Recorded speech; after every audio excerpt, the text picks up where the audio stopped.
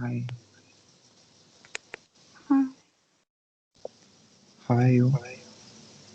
I'm doing okay. Thanks for accepting my request and accepting to talk with me. You're welcome. So, I thought to introduce you to my audience. Oh, okay. So, can you please introduce yourself to my audience? My name is Gemma Tiffany, Rosewater. I'm 16 years old and I have a rare medical condition called hyperacusis with pain where I get physical pain from everyday sound. So, you can't hear loud sounds. Correct. I get like ear pain and headaches and really bad migraine. When you found this, Um, Found it. yeah, when you understood that you have this, Um, I I don't know quite what you mean by that. I I was diagnosed when I was 8. okay, so I should appreciate you because you accepted me to talk.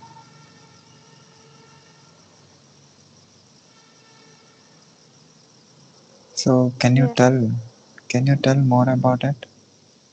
Um, well, it's very rare. About one in every 50,000 people. And unfortunately, there's very little research on hyperacusis.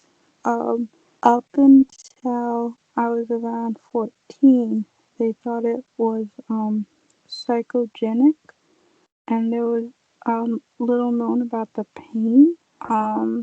And just now, a lot of research has started to come out about some of the mechanisms including type 2 neurofibers and nociceptors in the cochlea, triggering inflammation of middle ear muscles, which actually activates the trigeminal nerve, causing the pain sensations.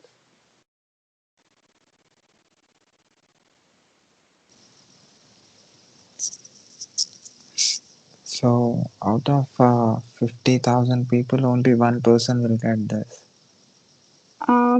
Approximately correct. Now, it may be slightly higher than that because a lot of people who have it are misdiagnosed or undiagnosed because it's so rare that doctors don't know about it. So only one in every 50,000 people, that's for the amount that's diagnosed. So you're creating awareness about it.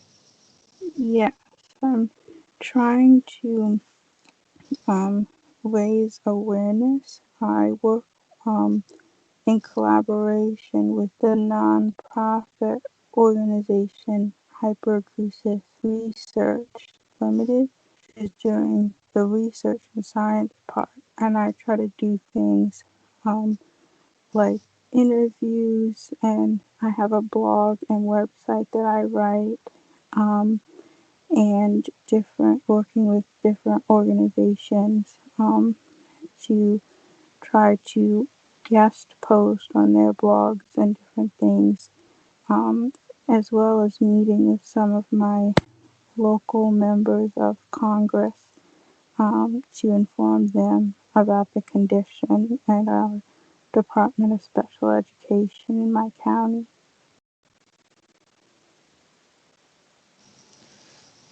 What is medicine for this?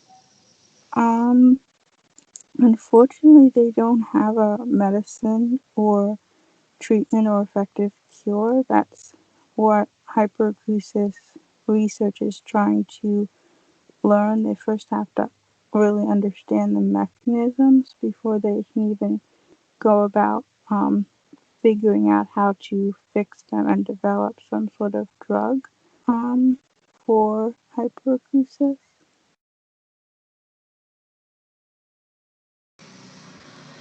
Before before knowing that you have this, do you know that there is a disease exists like this?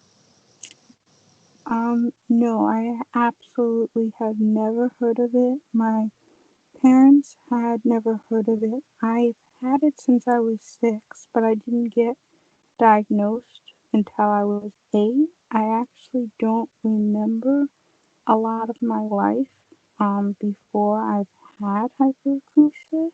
Um, so my growing up has been very different. My parents have soundproofed my room, and I'm not able to like go out to stores, restaurants, movies, listen to music, or even like our refrigerator is painful for me to sound, or taking showers, or a lot of things like that.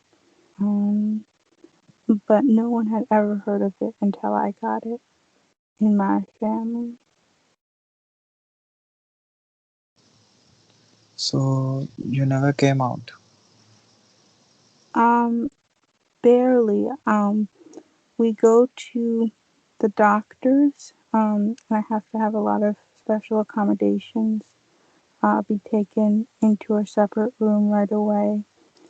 Um, I've been doing distance online learning and on and off of a program called Home and Hospital where teachers would work with me one on one. When I did attend school, it was in a special educational program. It was a struggle because I would be absent a lot from the migraines and the ear pain. So when is the last time you heard a big sound? Um, when the snow clouds came to our house on Tuesday, and I had been in a lot of pain since then and kind of just um, resting. I'm in the bed right now. The pain has gone down today, but it was really bad Wednesday and Thursday.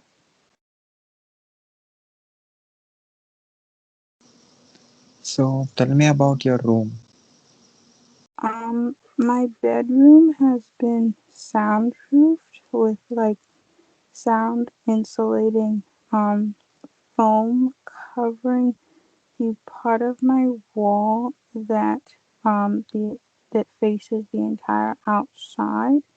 And then even with that, the sound of the heat and air conditioning unit hurts me. So I have a closet inside of the soundproof room, and that's where I go to sleep.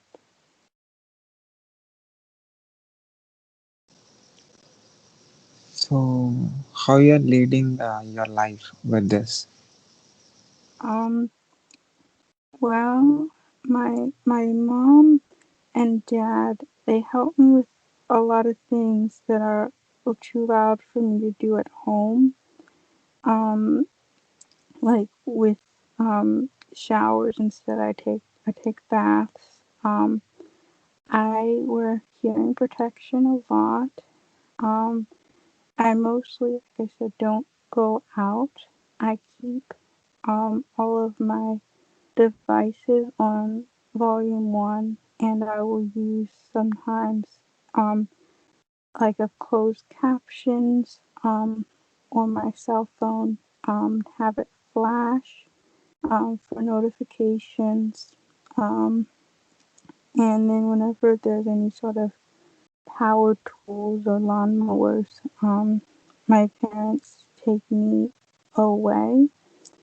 Um, and they help me with a lot of things like the microwave, which is too loud, or the washer and dryer and things like that, and keeping the televisions set really low, or they'll listen to them with headphones so that it doesn't hurt me.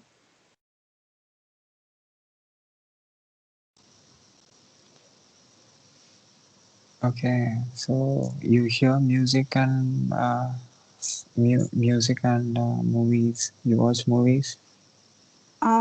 I can't listen to music because of the ups and downs um, in volume and pitch. When I watch movies, I have to mute it or turn it off a lot when there's any sort of sound effect or music. So I do watch movies, but only some movies. And if I really want to get in depth, then I'll listen to the book for the parts that I kind of have to miss.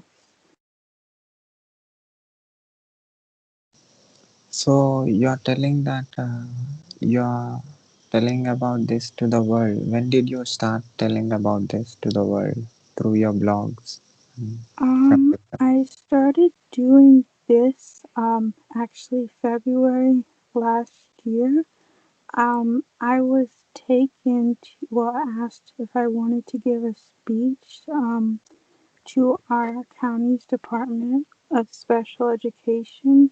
Um, my teacher made a lot of accommodations. They had everyone silence their electronics, um, and kind of not talk when I was in the room, and then asking the questions one at a time when I finished speaking. And I kind of shared my story about being a student with this condition. And then since then, when COVID-19 started, I've had a lot more opportunities because I haven't been in as much pain because school has been virtual, and because a lot of things have been virtual, I've been able to participate more. So I started a blog and a website, and it's just started connecting with a lot of people online and organizations. Um, and so since then, I've kind of taken off with my advocacy work. So you use eyes instead of ears most of the time. Um, yeah. So can you understand everything by seeing with your eyes without hearing it? Um, well, no, I can speak to people and they can speak to me. It just has to be at a low volume. Um, unfortunately, I'm not able to read lips. Because I'm also legally blind. Since birth. So I can't like read lips on a TV. So I just have to turn it down really low. Most people cannot hear the volume at which I would when I do watch movies or TV, have it turned down to. If my friend comes over, like I do have a few friends who will come over one at a time and sit with me in my room and talk quietly. They have to put on subtitles so that they're able to see what's going on in the video because they can't hear it down because I have it down so low, the volume.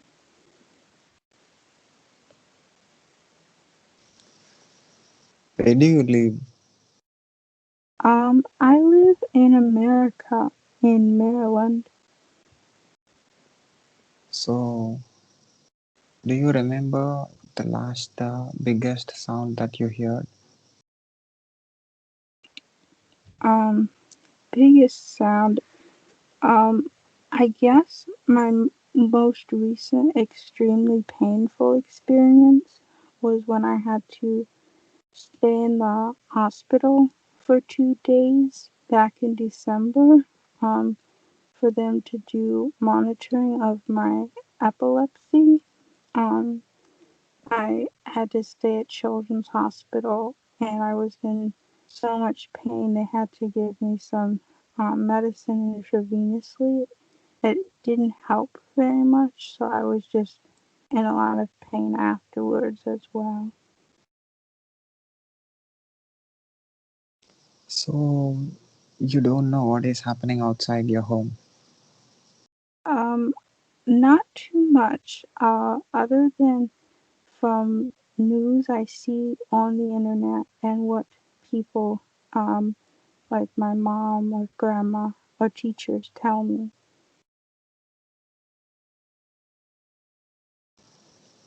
So what is the big time that you spent outside?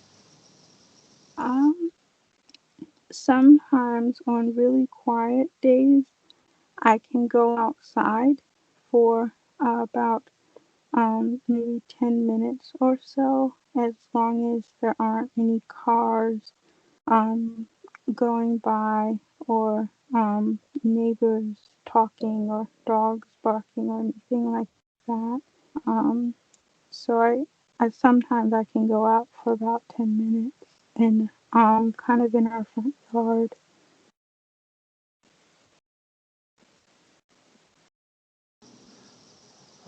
What is the lowest volume that you can hear, and what is the highest volume that you can't hear? Um, I think the lowest volume, maybe about from our hearing test, about maybe five. I can't remember if it's 5 or 2 decibels. And then when it comes to sounds that cause me pain, it's not only volume, but frequency as well. Um, so it can range from about 30 to about, I guess, 45, depending on the frequencies.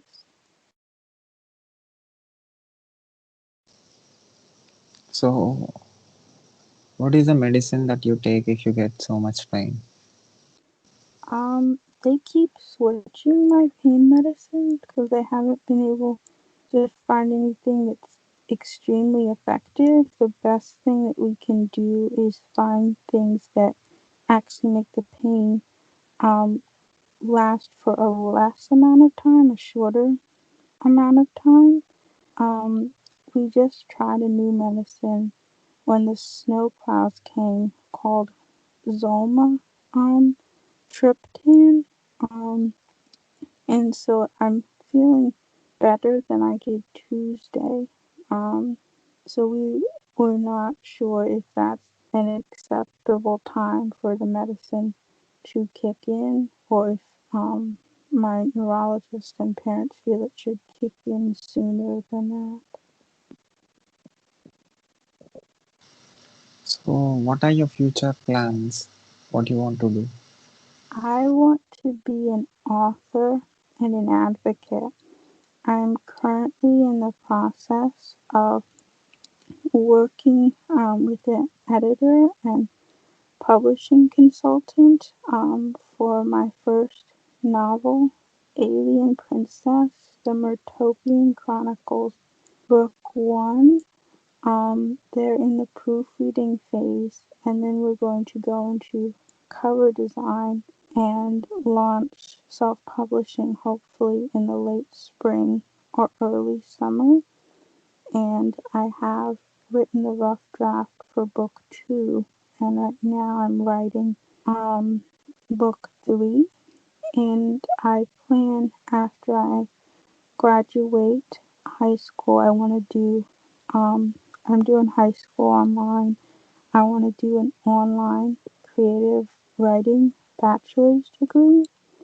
And I also want to start um, an online from home kind of educational consulting business to where I would offer consulting and educational services to hospitals, businesses, school systems online, basically about how they can accommodate and help people who have severe hyperacusis. Uh, what is your inspiration and what is your motivation? I really want to help other people who have hyperacusis because things have been really difficult for me growing up. It took 2 years for me to get diagnosed, and then there was basically no research until recently, and doctors treated it like the pain was all in my imagination.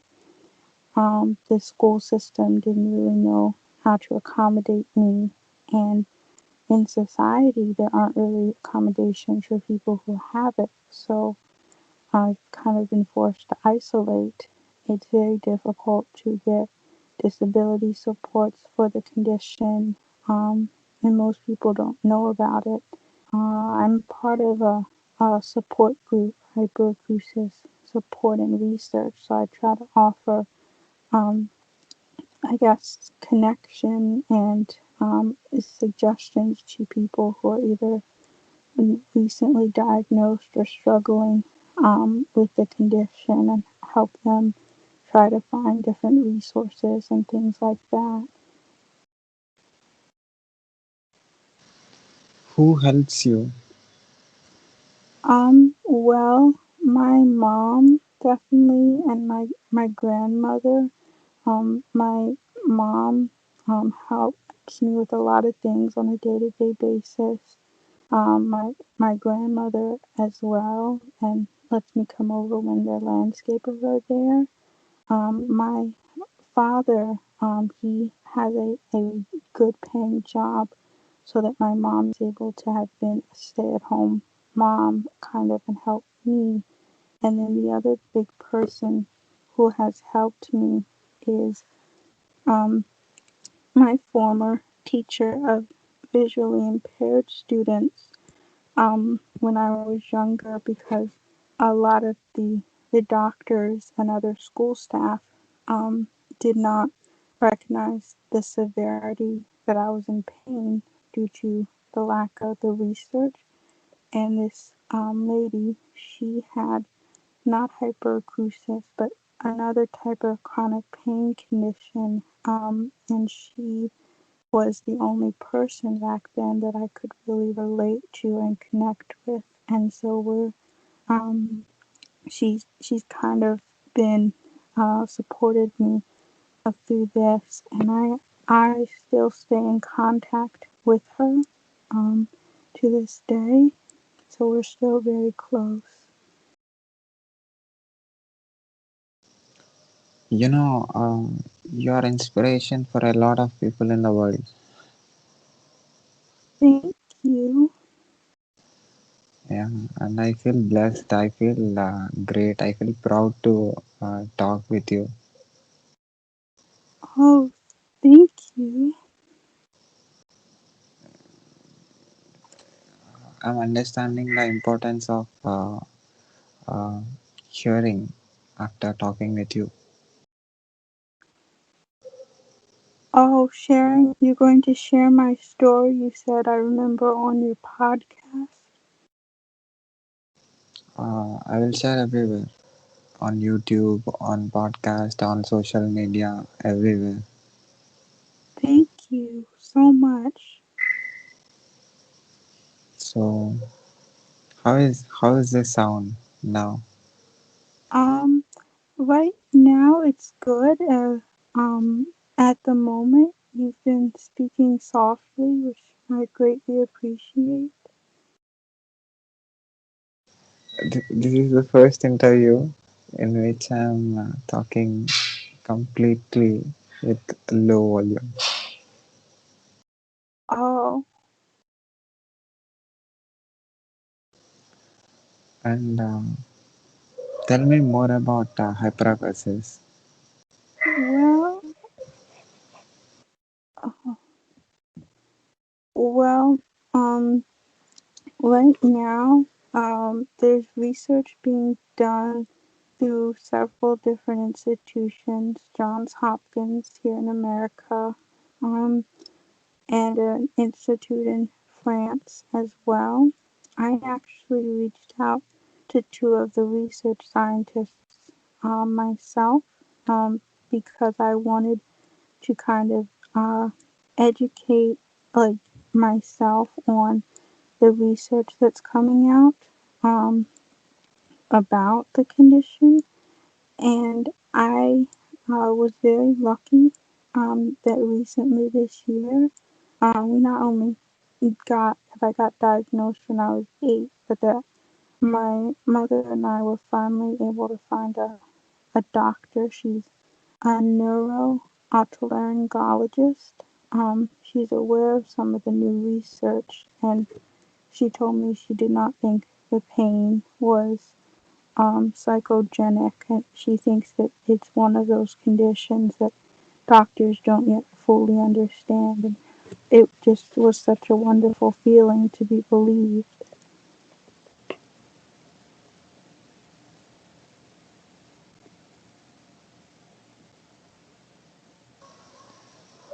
Is this okay? The sound? Um, right now, yes. A few minutes ago, when there was that high pitched sound, that hurt. Yeah, I want to find out because there are a lot of dogs here. So, Oh, yeah. So, at last, do you have anything to say to the world? I would just say, if someone tells you that they are experiencing pain, or different types of medical symptoms, even if you don't understand it or you don't know about it, to please believe them and to accommodate. So, at last, have you seen any videos of mine on YouTube? No, I have not. What is your YouTube channel called? I will send you Smart Okay, Cherry's thoughts. It's yeah. So, oh, can I put this video on my YouTube channel, podcast, social media, yes, internet, everywhere yes, with your permission? yes. I want the world to, be informed about hyperacusis. Okay, take care. I'll talk with you soon. Okay, thank you. Bye. Bye. Bye.